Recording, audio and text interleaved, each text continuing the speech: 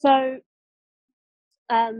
that's what the healthy streets approach is, whereas walkability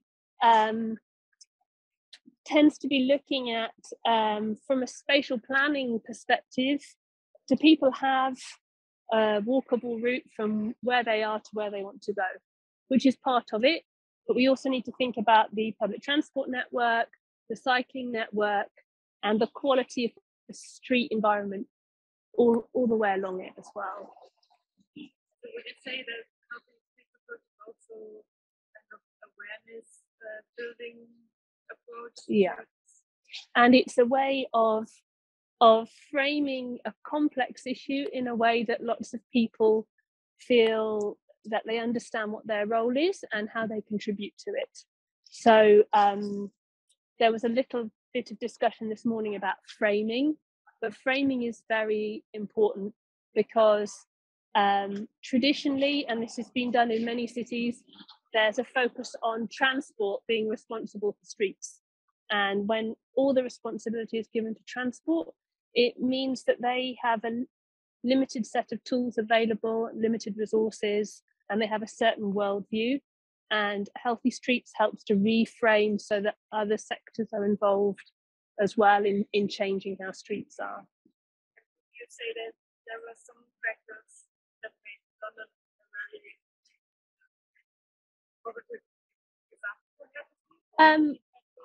I would say London was a very difficult one to start with because it's a very big region. The population of London is the same as the population of Austria. In fact, it's bigger. So it's a big place to start with. In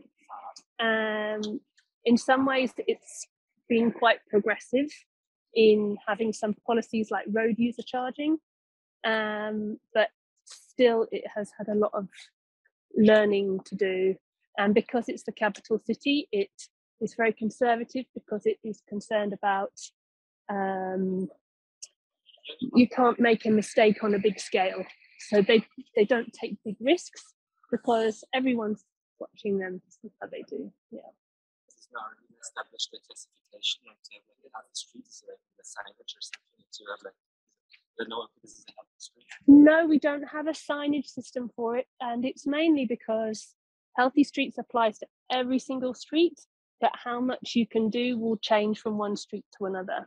So our ambitions for this street here would be higher than our ambitions for Bahnhofstraße, which is primarily for moving cars around. We still need to meet these 10 Healthy Streets indicators, but we wouldn't be going quite as far as we would on a street like this. Yeah. Okay, I think everyone is back. Welcome back. You must be quite hot. The seats are spread out so far that people can't actually sit. There was? They're good. No, there wasn't. On the street, yes. I noticed when you started that everybody crossed the street to the shade and no one chose this side of the street, which makes a lot of sense. Pavement's very narrow and hot with lots of signs on it and lots of entrances with cars coming out. So you were voting, you went the longer way, the more arduous way for some shade. So how did you find it? Well, like the start of not the trees and more space, and then the walkway gets narrower. Yeah. So which questions on the list surprised you? Was there any questions that surprised you? If you tell me the number, that helps me because I've got them in numbers. Question number 4. It surprised me the intention, but I'm not an expert for the surface of streets. So for me, it's asphalt. I don't know how to say it.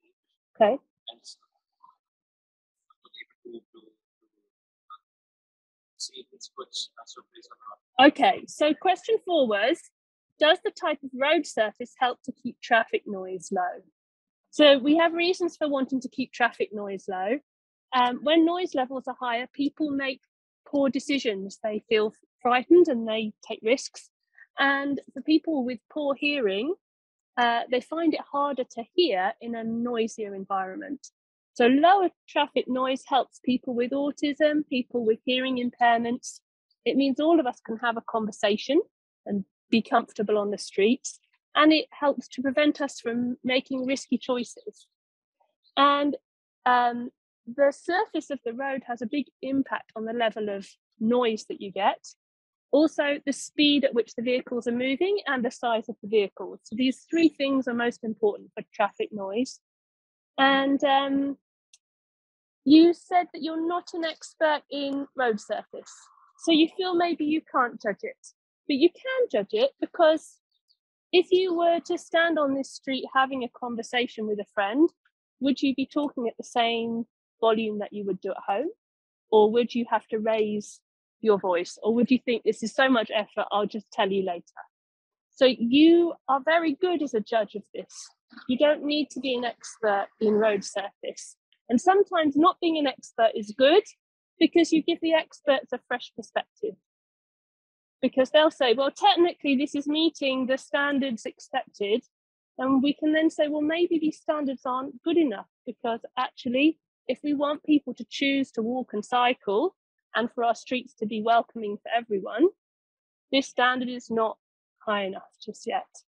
But thank you, that's a really good example of a question where you think, should I be judging this? Because I'm not an expert. But by bringing together the views of different people, we get an expert consensus from the public. Did anyone else see a question that they thought was interesting or surprising or difficult to answer? Can I speak about question number 4? Yeah, question number 4. Yeah. I mean, in my opinion, no, it isn't a source of the peace noise, but I'm wondering what would be a source of the noise. I mean, on the one hand, like we should put cobblestones, for example. I mean, it makes traffic go slower, but it's way louder. Yeah. So, and I mean, on the street, you don't put glass. So. No. So has anybody been to a country where they think they have very smooth road surfaces? There are, yes. Yes, so yeah, so you can choose a surface material that is finer, and that means it's quieter, but also the condition that it's in helps. So every crack, every bump adds more noise. So part of what you were talking about there was, if we have a smooth surface, that might mean that people drive faster. So this is what we have to achieve. We need to achieve people driving slowly and carefully, because there are people around, but also we need the road surface very smooth, not just to keep the noise down, but also for people who are cycling, so they have a level, smooth surface to cycle on. And for people who are walking across the street, so they don't trip when they're walking across the street. So we shouldn't use the road surface as a way of trying to slow down vehicles, because it has these negative other effects. So what we try to do is deliver the best benefit in the round, which is why we look at you have your 10 in the circle on the front page. We have to improve all of them together. We can't make one much better at the expense of another one. And in the past, people have used a road surface to try to slow the vehicles. It's nowadays not very effective at all, because cars are so sophisticated with such good suspension that you can have really very bumpy road surface, and inside the car you can't really feel it. So it's a very poor approach to try and use. It would be better to encourage people to drive slowly in other ways. Does anybody have any ideas on the things we can do to make people drive more slowly without changing the speed? Those kind of bumpers to reduce Okay. Yeah. Really people that have advanced speed, but it's using mostly 30 kilometers an hour. So yeah. Use that and use has some things in the middle of the road to make them better crossing. Yes. Okay. So we have 2 suggestions. The first one is we put these bumps in the road. Now we have to look at our 10 indicators around the circle. The bumps might mean people drive more slowly, but what we also find is they drive fast and then they stop at the bump, and then they drive fast and they stop at the bump, and it makes the air quality worse. So we and a problem for the bus. So then the bus doesn't want it. So the bumps are not great. The other suggestion we had was if we make the space narrower, people will drive more slowly. And sometimes you can also then put some space in the middle to help people who are crossing the street. So narrowing the road will potentially be a good solution because it doesn't have a negative impact on noise or on air quality, but it should mean people drive more slowly. So this is what we're looking to find, these solutions that are a win-win-win. So that's one option. Do we have any other ideas? Yes? Maybe you can narrow it visually by putting grids Yeah. or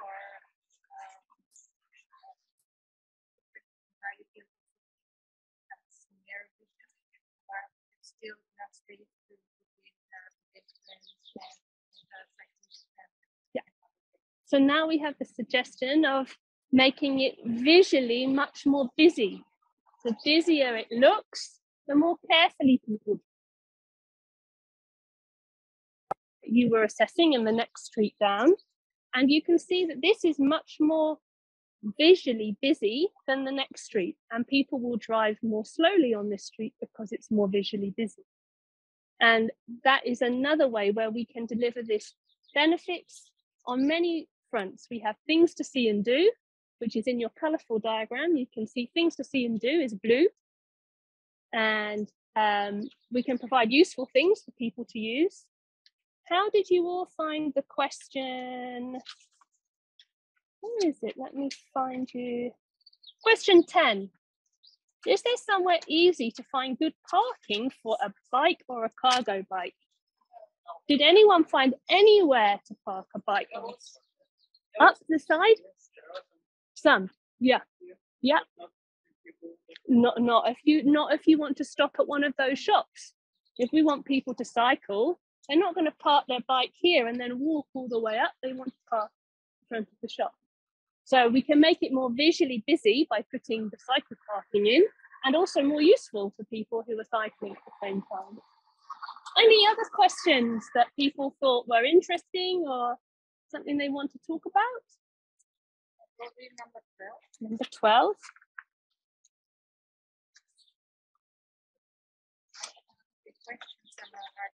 Yes, it's a difficult question because there's many elements of what makes crossing a street work well.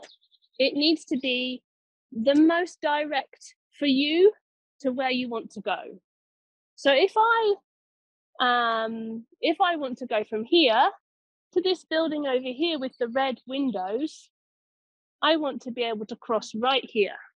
I want the shortest possible route. So there's part of it is, can I cross exactly where I want to?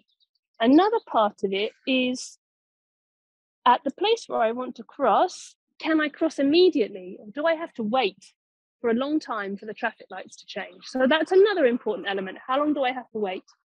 And then the third element is whether it feels safe and comfortable to cross.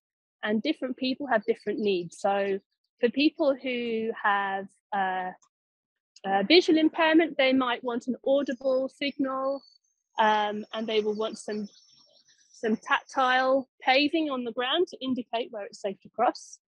Everyone wants a very short distance to cross. We don't feel safe crossing very large spaces that are designated for cars. So there's lots of elements of the design to make sure that it's step-free and short, and that we have support for our disabilities. And it's also necessary to have enough time to cross. Yes. For some of us, Yes, absolutely, yes. Cross street by running. Yeah. And when we came out of the design centre on this walk, there was a man running across the road up there because he couldn't be bothered to walk all the way down to the junction and wait and then cross 2 stages. So he just ran for it. Now, he's lucky.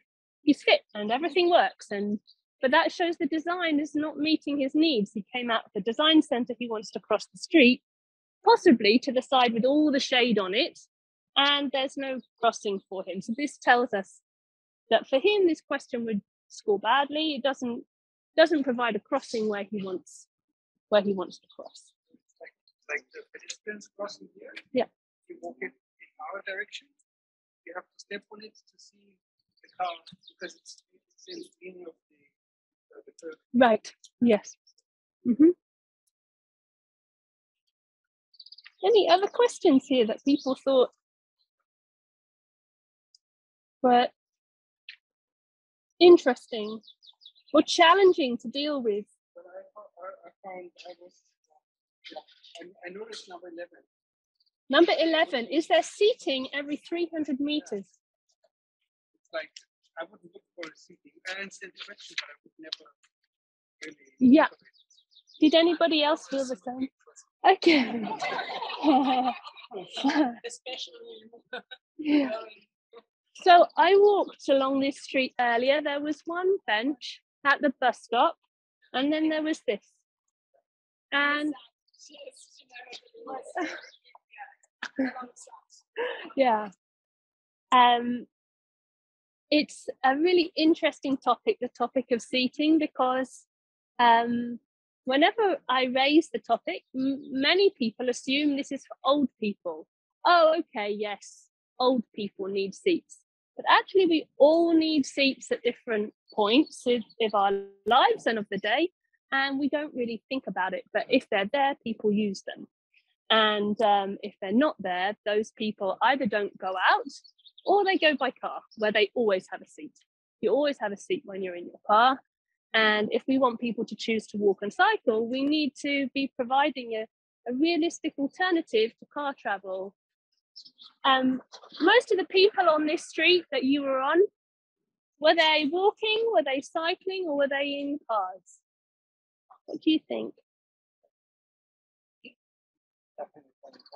Yeah, majority were in cars. We can't see them because they're inside a box. We can't see them in there, so we don't think about it. But the majority of people using that street are inside a car. Even though it's a beautiful day in a beautiful city, in a beautiful country, in the center of the town, where really, if we're going to address these climate challenges, that street there in 10 years should be the majority of people are on foot or on a bicycle or on public transport. But to be mostly people in cars in this place shows how big the challenge is for the whole country. Does anyone have any final things they want to say before we head back towards the... No? Yeah.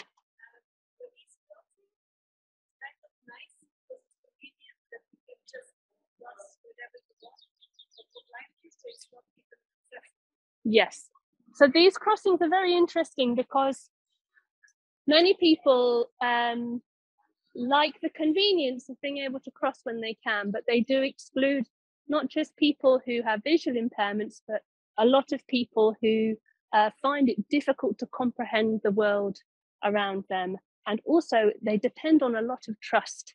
It depends on you trusting that the person driving a huge metal box towards you, who could kill you if they're not concentrating, is going to stop. And that, for some people, is too difficult for them, and it means that they are not using the street environment. So we need to find better solutions that give you the convenience of crossing when you want, but also the security of knowing that you have priority. One example from London is that they have, you know, when you get the picture of a red or a green person up, they have this, but it is always on default green person, and it only changes to red when enough cars are waiting. So it means that you have the security of knowing that you have a traffic light crossing, but the default, the priority is for the people walking. So this is, in city centres, a much more appropriate type of prioritization. You prioritize the people walking, and it's only when you have a significant build-up of people waiting in cars that you give them the opportunity to go through. And it's clearly communicated who has priority and when it is safe to cross the street.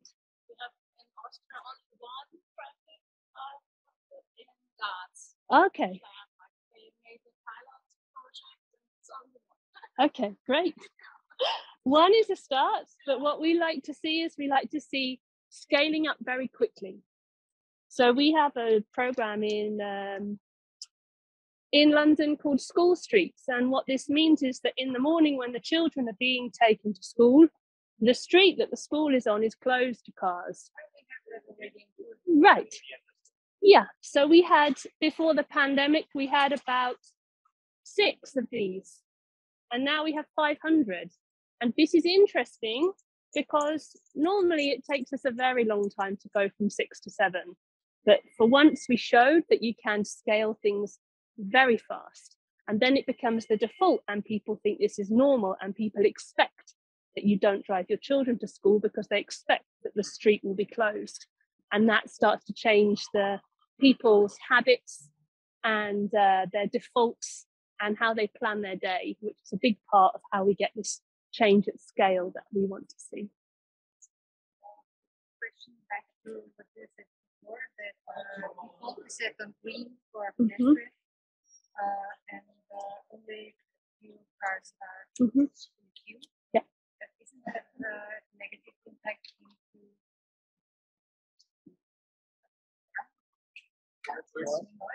Noise?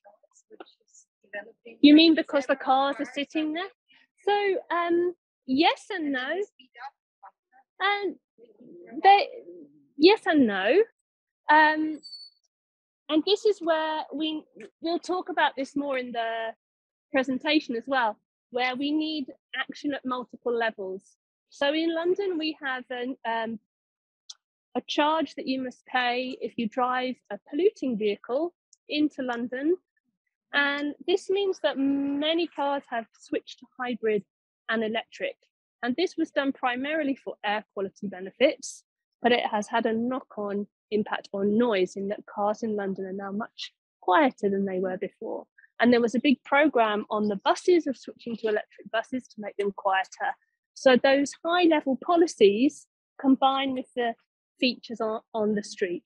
But it's a good point that you raised, because sometimes these things don't happen together. So you have to do one thing and it's not perfect, but you know that in the future it will work better because something else will change.